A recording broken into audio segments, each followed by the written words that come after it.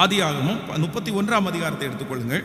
ஆதியாகமம் 31ஆம் அதிகாரம் 12வது வசனத்தை நம்ம வாசிக்க போகிறோம். 31ஆம் அதிகாரம் 12வது வசனத்தை எல்லாரும் சேர்ந்து வாசிக்கலாம். 12வது வசனத்தை வாசிக்கலாம்.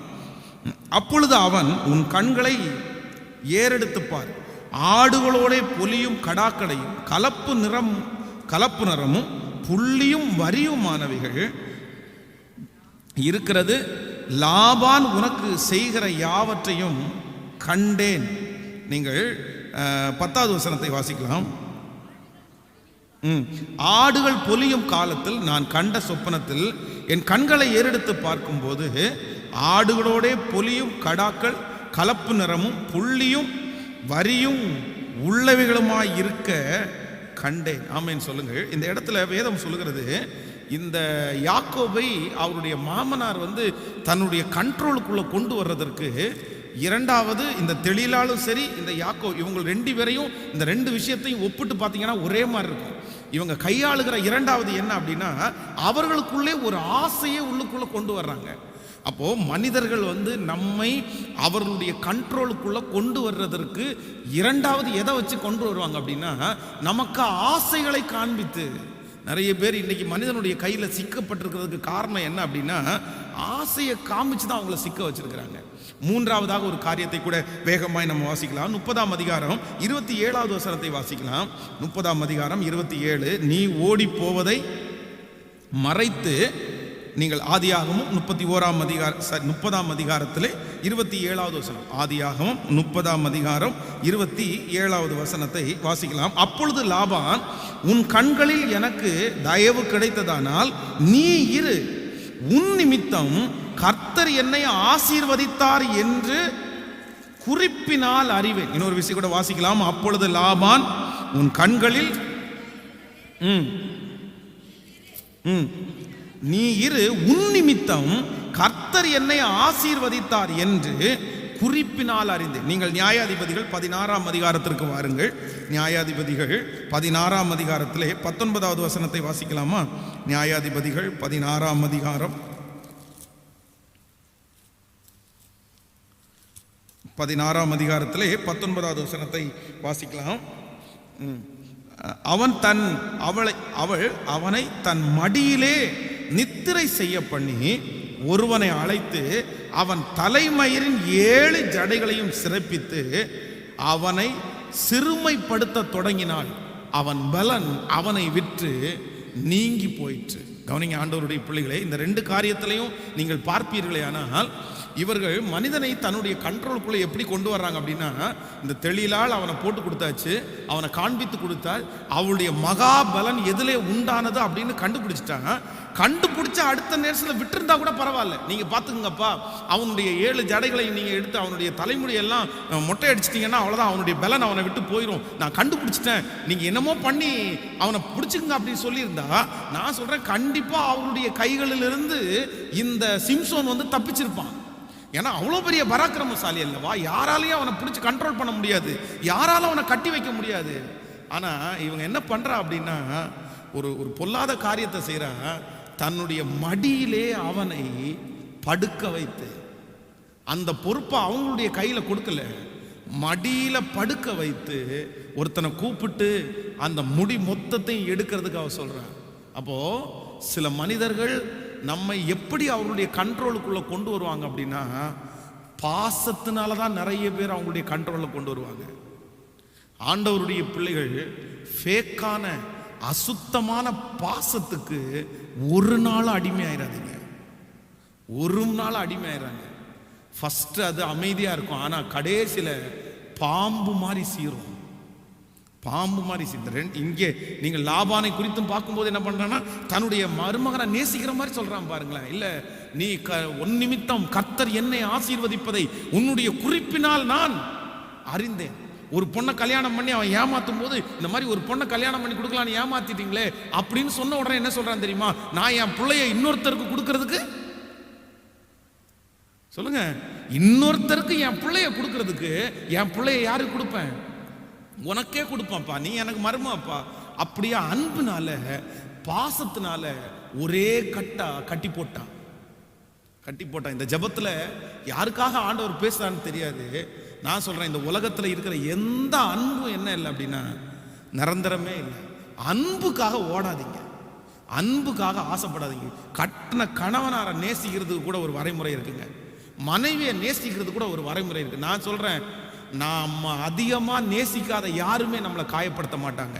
நம்ம யாரை அதிகமாக நேசிக்கிறோமோ அவங்க தாங்க நம்மளை காயப்படுத்துவாங்க. அதனால என்னை பொறுத்த வரைக்கும் அன்புல நம்ம லிமிட்டாவே இருந்துருவோமே.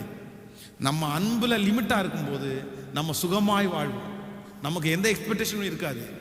ஓவரா ஒருத்தரை நேசிக்க, அதான் சில பெண்கள் கணவனாரை ரொம்ப நேசிப்பாங்க. எந்த கணவனாரை ஆண்டவரை விட நீங்க நேசிக்கிறீங்களோ அந்த கணவனார் தான் உங்களை காயப்படுத்துவாரு, அந்த கணவனார் தான் உங்க மனசை வருத்தப்படுத்துறாரு. எந்த மனைவியை ஆண்டவரை விட நீங்க நேசிக்கிறீங்களோ அந்த மனைவி தான் உங்களை காயப்படுத்துறாங்க. அதனால நான் யாருடைய அன்பிற்கும் என்ன இல்லைன்னா அடிமையே இல்லை. ஆமோதிக்கிறீங்களா? கைகளை உயர்த்தி ஒரு ஹல்லேலூயா சொல்லுங்க. ஸோ மனிதர்கள் அவருடைய கைகளிலே நம்ம எப்படி சிக்க வைக்கிறாங்க அப்படின்னு சொன்னால், அவருடைய அன்பின் வார்த்தைகள், அவருடைய அன்பு சில நேரத்தில் நம்மை தவறான விதத்தில் கொண்டு போய் விட்டுவிடும். அதனால் எல்லாவற்றுக்கும் என்ன இருக்குது அப்படின்னு சொன்னால் ஒரு வரைமுறை இருக்கிறது. அதான் எப்பவுமே மனசில் ஒரு வசனத்தை வச்சுக்கோங்க, இம்மட்டும் வா மிஞ்சி வராதே. இம்மட்டும் வா. எல்லாத்துக்கும் என்ன இருக்குன்னா லிமிட்டேஷன்ஸ் இருக்கு. இன்னைக்கு 3 காரியத்தை கர்த்தர் பேசினார். மனிதர்கள் நம்மை அவருடைய மாய வலையிலே சிக்க வைப்பதற்கு அவர்கள் கையாளுகிறது ஒன்று. முதலாவதாக கண்ட்ரோல் அவங்க கொஞ்சம் கொஞ்சமாக அவங்க கையில் எடுக்கிறது. ஸோ யாருடைய கையிலையும் உங்கள் கண்ட்ரோல் என்ன பண்ணக்கூடாதுன்னா, உங்கள் வாழ்க்கை யாருடைய கையில் தான் இருக்கணும்னா உங்கள் கையில் தான், கர்த்தர் கையில் இருக்கணும். அப்புறம் நீங்கள் அதை பார்த்து நடத்தணும். நம்பர் 2, ரெண்டாவது மனிதர்கள் சிக்க வைக்கிறது ஆசையான வார்த்தை. ஆண்டவருடைய பிள்ளைங்க அளவுக்கு மிஞ்சி எதுக்குமே என்ன பண்ணக்கூடாதுன்னா, சத்தமாக சொல்லுங்க, ஆசையே படக்கூடாது. கர்த்தர் நமக்கு தருவார், கர்த்தர் நம்மை ஆசீர்வதிப்பார். பொல்லாத காரியத்திற்காக ஆசைப்படக்கூடாது. இன்னும் பெரிய பெரிய காரியத்தை ஆசைப்படவே கூடாது. கர்த்தர் நமக்கு கிருபையாய் தருவார். அந்த காரியத்தை பண்ணுங்க, இந்த காரியத்தை பண்ணுங்க, இது 10 லாபம், இது 50 லாபம், இது அப்படியே உங்களுக்கு தங்கம் 1 கிலோ கிடைக்கும், 2 கிலோ கிடைக்கும். வேண்டவே வேண்டாம். எனக்கு கர்த்தர் என்னை ஆசீர்வதிச்சார், எனக்கு போதுமானது. என் தேவன் என்னை ஆசீர்வதிப்பார், என் வேலையை ஆசீர்வதிப்பார், எனக்கு நிறைய கர்த்தர் தருவார். உங்களுக்கு கர்த்தர் நிறைய தருவார். எத்தனை பேர் ஆமோதிக்கிறீங்க? ஆமேன்னு சொல்லுங்க. கர்த்தர் உங்களுக்கு தருவார். நம்பர் 3, மூன்றாவது மனிதர்கள் நம்மை சிக்க வைக்கிறது எதில் அப்படின்னா, ஆசையை, அந்த பாசத்தை காமிச்சு. அந்த பாசத்துக்கு நம்ம ஒரு காலம் என்ன பண்ணிடக்கூடாதுன்னா அடிபணிஞ்சிடவே கூடாது. நம்ம மேல அன்பு செலுத்தட்டும், நம்மளை நேசிக்கட்டும், தவறல்ல. ஆனால் அதே நேரத்தில் அவங்க என் மேலே காமிக்கிற பாசமே என்ன பண்ணிடக்கூடாதுன்னா ஒரு நாளும் என்னை அழிச்சிடவே கூடாது. ஆமேன்னு சொல்லுங்க. கர்த்தர் சொல்லுகிறார், இன்னைக்கு வாக்கு கொடுக்கிறார், நீ பயப்படுகிற மனுஷனுடைய கையிலே நான் உன்னை ஒப்பு கொடுப்பது இல்லை. நான் உன்னை ஒப்பு கொடுப்பதே இல்லை. எந்த மனுஷனுக்கும் பயப்பட வேண்டாம், எந்த மனுஷனுக்கும் பயப்பட வேண்டாம். நம்மை காப்பாற்றுவதற்கு கர்த்தர் சிறைச்சாலைக்குள்ளேயே கர்த்தர் வருவார், சிறைச்சாலைக்குள்ளேயே கர்த்தர் வருவார். நீங்கள் நிற்கிற இடம் எதுவா இருந்தாலும் என் தேவன் மனிதனுடைய கையிலிருந்து காப்பாற்றுவதற்கு அங்கே கர்த்தர் வருவார். ஆமேன்னு சொல்லுங்க. எல்லாரும் தேவ சமூகத்தில் அப்படியே எழும்பி நின்று கரங்களை வானத்துக்கு நேராய் உயர்த்தி, தேவனே, எனக்கும் என் பிள்ளைகளுக்கும் என் குடும்பத்திற்கும் இந்த வார்த்தை அப்படியே நிறைவேற வேண்டும் சொல்லுங்க பார்க்கலாம் எல்லாரும். இது மிக முக்கியமான ஒரு வாக்கு தத்தம். இந்த வாக்கு தத்தம், இத்தனை நாட்கள் பேசின வாக்கு தத்தத்திலே இது ரொம்ப இம்பார்ட்டன்டான வாக்கு தத்தம். இந்த வாக்கு தத்தத்திற்காக ஒவ்வொரு ஆண்டவருடைய பிள்ளைகளும் ஜெபித்தே ஆக வேண்டும். சொல்லுங்கள், ஆண்டவரே, நான் இந்த வாக்கு தத்தத்திற்காக ஜெபிக்கிறேன் என்று சொல்லுங்கள். ஹல்லேலூயா. நீ பயப்படுகிற மனுஷனுடைய கையிலே நான் உன்னை ஒப்பு கொடுப்பது இல்லை. நீ பயப்படுகிற மனுஷனுடைய கையிலே நான் உன்னை ஒப்பு கொடுப்பது இல்லை. தகப்பனே, அந்த வார்த்தையை என்னுடைய வாழ்க்கையிலே நிறைவேற்றும் என்று சொல்லுங்கள். என் பிள்ளையினுடைய வாழ்க்கையிலே நிறைவேற்றும் என்று சொல்லுங்கள்.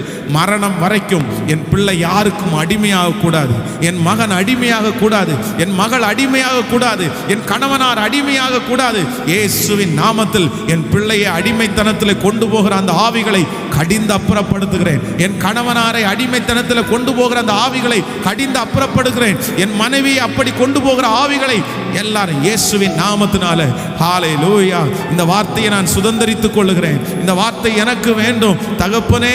இன்றைக்கு நான் ஜெபிக்கிறேன், இந்த உலகத்தில் இருக்கிற நாள் வரை, உம்முடைய வருகை தாமதிக்குமானால் இந்த உலகத்தில் இருக்கிற நாள் வரை யாருடைய கையிலையும் சிக்காத ஒரு அபிஷேகத்தை கர்த்தாவே, மனுஷர் கையில நான் விழாத ஒரு அபிஷேகத்தை எனக்கு தாரும் ஆண்டவரே.